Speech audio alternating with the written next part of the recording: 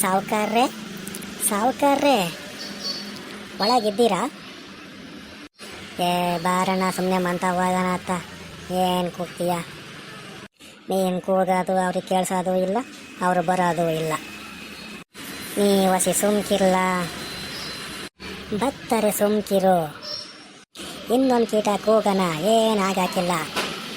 ಸಾವುಕಾರ್ರೆ, ಸಾವುಕಾರ್ರೆ. ಏ ಯಾರಲ್ಲ ಅದು ಹಂಗೆ ಅರಸ್ಕೊಂತೀರ?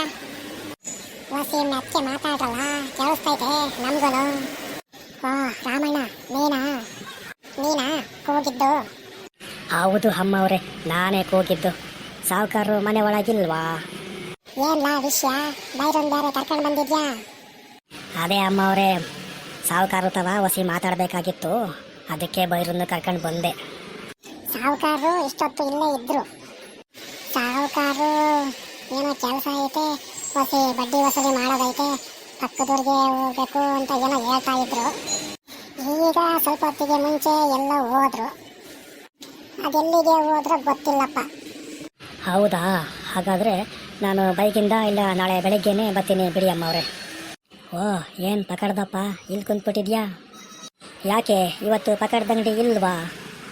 ಏ ಹಂಗೇನಿಲ್ಲ ಬೈರಣ್ಣ, ಯಾಕೋ ಬೇಜಾರಾತು, ಅದಕ್ಕೆ ಸುಮ್ಮನೆ ಕೂತ್ಕೊಂಡೆ ಅಷ್ಟೆ.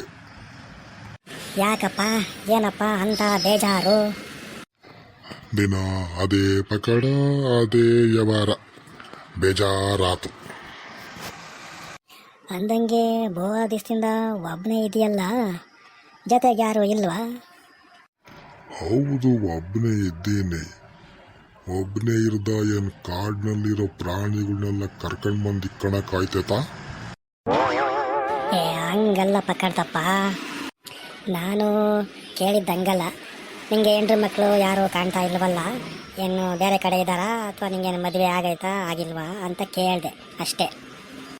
ಅಯ್ಯೋ, ಎಲ್ಲಿ ಹೆಂಡ್ರು ಎಲ್ಲಿ ಮಕ್ಕಳು, ಬಿಡು. ಯಾಕೆ ಮದುವೆ ಆಗಿಲ್ವಾ? ನಂಗೂ ಮದುವೆ ಆಗಿತ್ತು, ಹೆಂಡ್ರು ಇದ್ಲು, ಆದರೆ ಮಕ್ಕಳು ಇರಲಿಲ್ಲ. ಮತ್ತೆ ಎಲ್ಲಿ ನಿನ್ನೆಂಡ್ರು ಕಾಣ್ತಾ ಇಲ್ಲ? ಅಯ್ಯೋ, ಅದೊಂದು ದೊಡ್ಡ ಕತೆ, ಯಾಕೆ ಕೇಳ್ತೀಯ?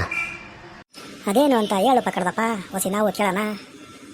ಸುಮಾರು ವರ್ಷದ ಹಿಂದೆ ನನಗೂ ಮದುವೆ ಮಾಡಿದ್ರು. ನನಗೂ ಹೆಂಡ್ರು ಇದ್ಲು, ಆಲೇ ಭಾಳ ವರ್ಷ ಆತು. ಹಿಂಗೆ ಒಂದು ಸಾರಿ ನಾನು ನನ್ನ ಹೆಂಡ್ರು ಒಂದು ಜಾತ್ರೆಗೆ ಅಂತ ಹೋದ್ವಿ. ಜಾತ್ರೆಗೆ ಚೆನ್ನಾಗೆ ಮಾತಾಡ್ಕೊಂಡು ಸುತ್ತಾಡ್ಕೊಂಡು ಇದ್ವಿ. ಜಾತ್ರೆಗೆ ಒಬ್ಬ ಪಕೋಡ ಹಾಕ್ತಾ ಇದ್ದ, ಉದ್ದೊಂದು ಮೆಣಸಿಕಾಯಿದು ಬೋಂಡ ಹಾಕ್ತಾ ಇದ್ದ. ಅದನ್ನ ನನ್ನ ಹೆಂಡ್ರು ಜಾತ್ರೆಗೆ ನೋಡಿಬಿಟ್ಟು ಅವನು ಹಾಕ್ತಿದ್ದ ಪಕೋಡ ಮತ್ತು ಉದ್ದೊಂದು ಮೆಣಸಿಕಾಯಿದು ಬೋಂಡ ಬೇಕು ನನಗೆ ಕೊಡಿಸು ಅಂತ ಹೇಳಿದ್ಲು. ನಾನು ಜಾತ್ರೆಗೆ ಧೂಳು ಪಾಳು ಇರುತ್ತೆ, ಕಾಯಿಲೆ ಬರುತ್ತೆ ತಿಂದರೆ, ಅದಕ್ಕೆ ಮನೆಗೆ ಹೋದ್ಮೇಲೆ ಎಲ್ಲ ತಂದು ನಿನಗೆ ಕೊಡ್ತೀನಿ, ಮಾಡ್ಕೊಂಡು ತಿಂಬಿಂತೆ ಅಂತ ಹೇಳಿದೆ. ಇಲ್ಲ, ಬೇಕೇ ಬೇಕು ಅಂತ ಒಂದೇ ಸಮ ಹಠ ಮಾಡಿದ್ಲು. ಸರಿ, ಫಸ್ಟು ಹೋಗಿ ದೇವ್ರದ್ದು ದರ್ಶನ ಮಾಡ್ಕೊಂಡು ಬಂದು ಆಮೇಲೆ ತಿಂಬಿಂತೆ ಹೇಳು ಅಂತೇಳಿ ಸಮಾಧಾನ ಮಾಡೋಷ್ಟೊತ್ತಿಗೆ ನನಗೆ ಸಾಕಾಗೋತು. ಆಮೇಲೆ ಅವಳನ್ನ ಕರ್ಕೊಂಡು ದೇವ್ರದ್ದು ದರ್ಶನ ಮಾಡೋಕ್ಕೆ ದೇವಸ್ಥಾನದೊಳಗೆ ಹೋದ್ವಿ. ದೇವಸ್ಥಾನದೊಳಗೆ ಹೋಗಿ ಸ್ವಲ್ಪ ಹೊತ್ತು ಆದಮೇಲೆ ನೋಡ್ತೀನಿ, ಪಕ್ಕದಾಗ ಅವಳೇ ಇಲ್ಲ. ಆಮೇಲೆ ಎಲ್ಲೋ ಅಲ್ಲೋ ನಿನ್ನಂಡ್ರು? ಆಮೇಲೆ ಹೊರಗೆ ಬಂದು ಎಲ್ಲ ನೋಡ್ತೀನಿ, ಎಲ್ಲೂ ಕಾಣ್ತಾ ಇಲ್ಲ. ಎಲ್ಲ ಪಕೋಡ ಮತ್ತು ಆ ಉದ್ದೊಂದು ಮೆಣಸಿಕಾಯಿ ಬೋಂಡ ತಿನ್ನೋಕ್ಕೆಲ್ಲ ಹೋಗಿರ್ಬೇಕು ಅಂದ್ಕೊಂಡು ಅಲ್ಲಿಗೆ ಹೋಗಿ ನೋಡಿದೆ, ಅಲ್ಲಿ ಪಕೋಡ ಹಾಕ್ತಿದ್ದ ಯಪ್ಪ ಕಾಣ್ತಾ ಇರಲಿಲ್ಲ. ಅರೆ ಎಲ್ಲೋದ್ನಪ್ಪ ಅಂದ್ಕೊಂಡು ಸುತ್ತಮುತ್ತ ನೋಡಿದೆ, ಎಲ್ಲೂ ಕಾಣಲಿಲ್ಲ. ಅಲ್ಲೇ ಪಕ್ಕದಾಗೆ ಇದ್ದ ಭಯಪ್ಪನ್ನ ಕೇಳಿದೆ, ಎಲ್ಲಪ್ಪ ಈ ಪಕೋಡ ಹಾಕ್ತಿದ್ದ ಯಪ್ಪ ಕಾಣ್ತಾ ಇಲ್ಲ ಅಂತ. ಅದಕ್ಕೆ ಅವನು ಹೇಳ್ದ, ನಿನ್ನ ಹೆಂಡ್ರು ಬಂದು ಪಕೋಡ ಹಾಕ್ತಿದ್ದ ಯಪ್ಪನ್ನ ಕರ್ಕೊಂಡು ಹೊರಟೋದ್ಲು ಅಂತ ಹೇಳ್ದ. ಆಮೇಕೆ ಏನಾಯ್ತು ಪಕಡ್ದಪ್ಪ?